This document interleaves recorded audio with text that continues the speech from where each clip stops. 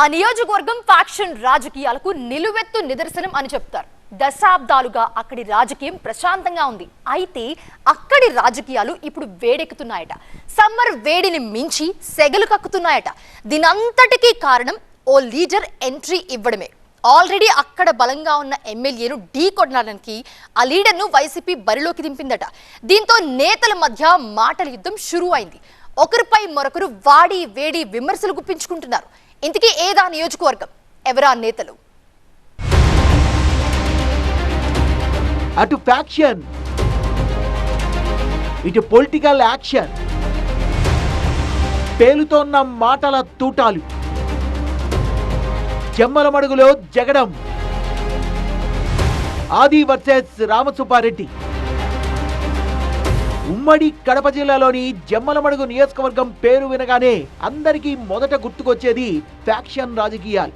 Faction and action politics కు జమ్మలమడుగు పెట్టింది పేరంటారు. ఈ నియోజకవర్గంలో BJP MLA Adinarayana Reddy, YCP MLC Ramasubba Reddy మధ్య రాజకీయం వేడెక్కుతోంది. అప్పుడు ఈ రెండు కుటుంబాల మధ్య చెలరేగిన కక్షలతో జమ్మలమడుగులో ఫ్యాక్షన్ రాజకీయం రాజ్యమేలిందని స్థానికులు చెప్తుంటారు.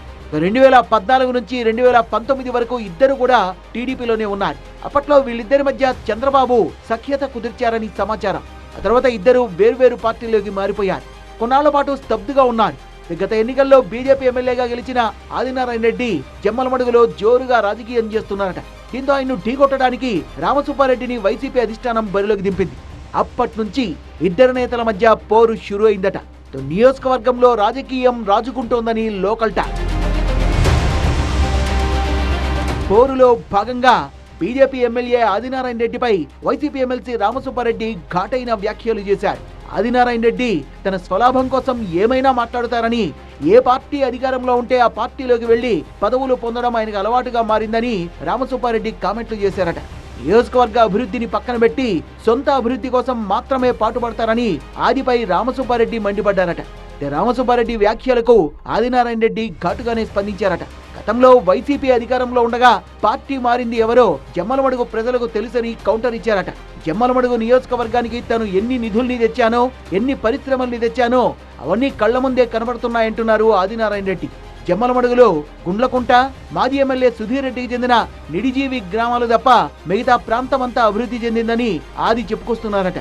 మరి గతంలో రామసుబ్బారెడ్డి మంత్రిగా ఉండి నియోజకవర్గానికి ఏం చేశారో చెప్పాలని ఆది సెటైర్లు వేశారట.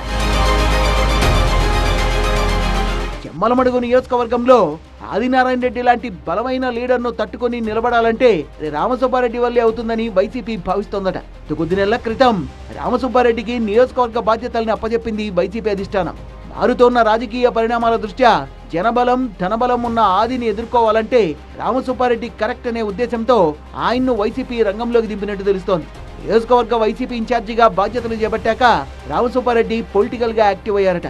ఇద్దరు నేతల మధ్య మాటల యుద్ధం మళ్లీ మొదలైందని చెప్తున్నారు. జమ్మలమడుగు జగడంతో పొలిటికల్ వార్ పీక్స్ కు చేరుతోందట.